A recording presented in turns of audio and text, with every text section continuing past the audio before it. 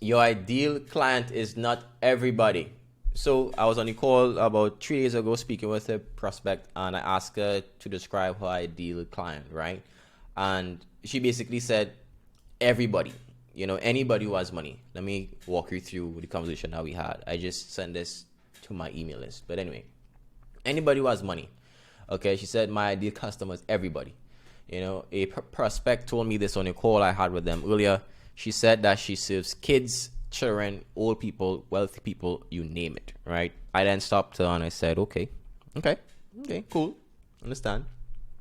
But who mostly comes in, men or women? She said, women. I say, okay, nice. I say, what type of woman spends the most money with you? She said, women 38 to 55.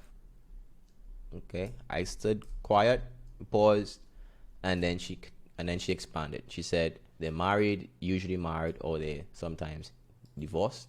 They have their own home, and she named a few stuff which I wouldn't write down. Okay, I said, I say, are we getting somewhere? She said yes with a smile. Right. You see, each of these women pay her almost $8,000 a month, and she has 10 to 15 of those clients per month. So I asked her, if you were to just double those types of customers alone, what would her business look like? She said, insane, right? Right? So, and that's where you should start.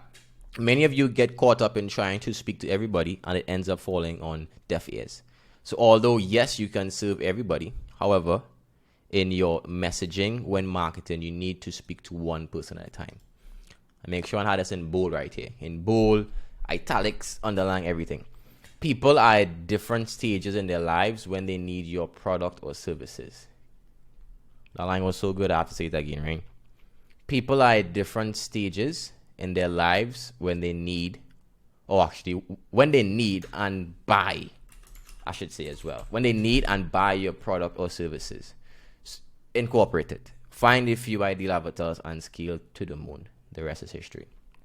And that's what this little training is going to be about a little bit. Some ideas, and it's the goal of it is to give you a foundational structure for testing and finding winning ads. This is like in marketing, angles and offers. So you can find out what to spend more money on and what to cut off immediately. So let me give you an example. Excuse me. A few years ago, when I used to do drop shipping, I had a friend of mine, and he used to sell a pillow. It was like a pillow, and he used it to advertise to older people or for just people in general who suffer with neck pain, right? And what he found out with the reviews after some time is that a lot of people were actually commenting and saying it actually helped them with their headaches. So if I can just change that angle, I think he was making like $10,000-$20,000 a month, and he scaled that to over $100,000 a month by just switching that angle from neck pain to headaches. And that is the power of just changing. Now, that's an angle change. It didn't change anything in terms of like who the person is specifically, while it does technically. But I'll go through it more in detail. So if you are currently spraying from the hip, a term that I heard an Aussie friend of mine say, essentially most people take a short-term, unsophisticated approach to running the ads. By focusing on fundamentals like isolating variables, tracking comprehensive data, and strategic audience segmentation, campaign performance can improve drastically.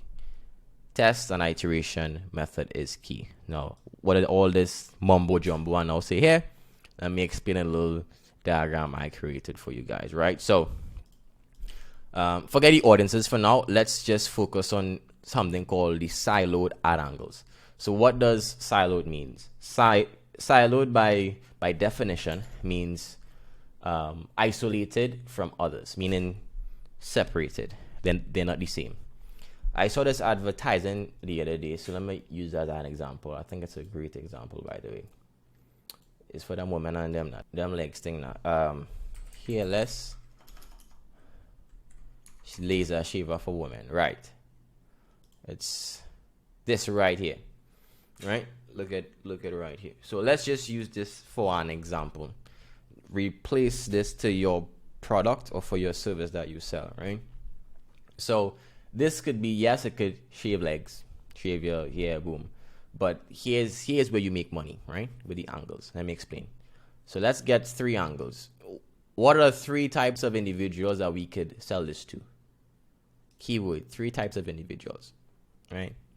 Number 1, right now we're in February, so, you know, Valentine and stuff is there, and etc. and like other stuff in general.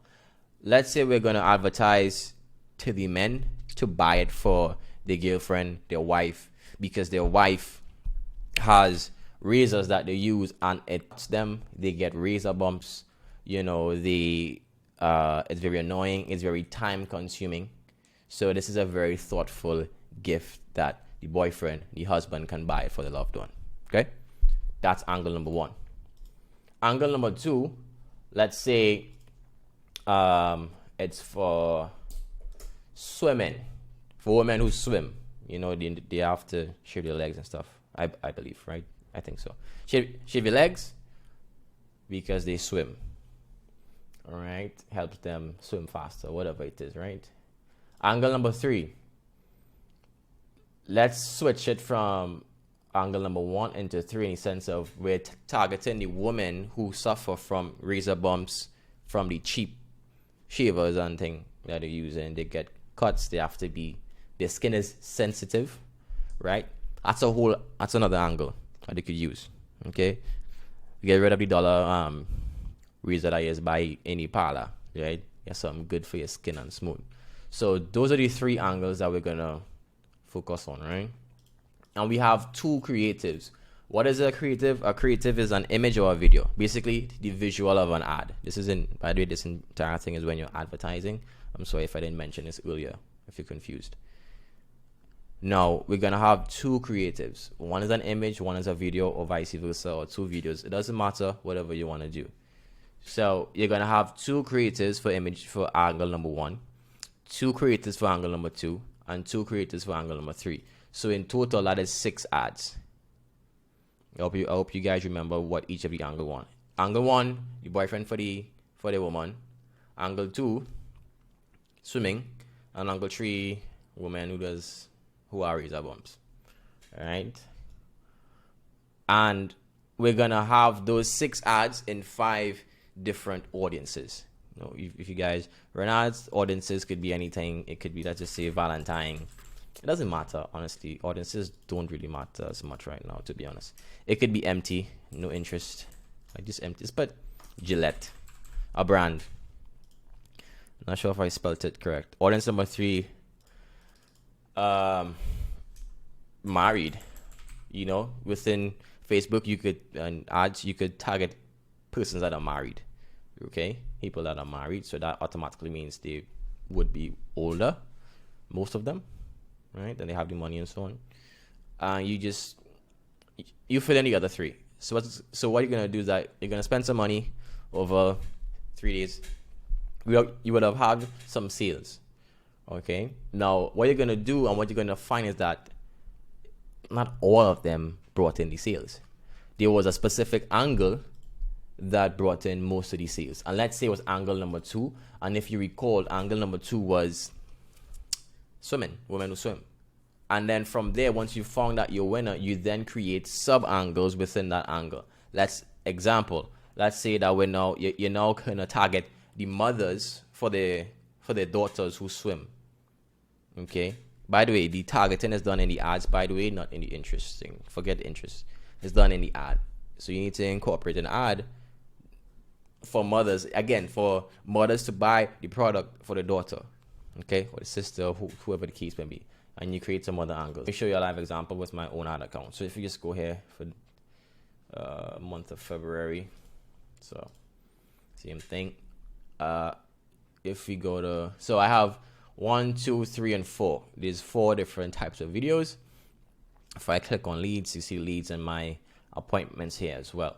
So as you can clearly see, video 3 is the top video, the top one. So that's my angle. I already got my angle. Whatever I said in that video, that's clearly been working.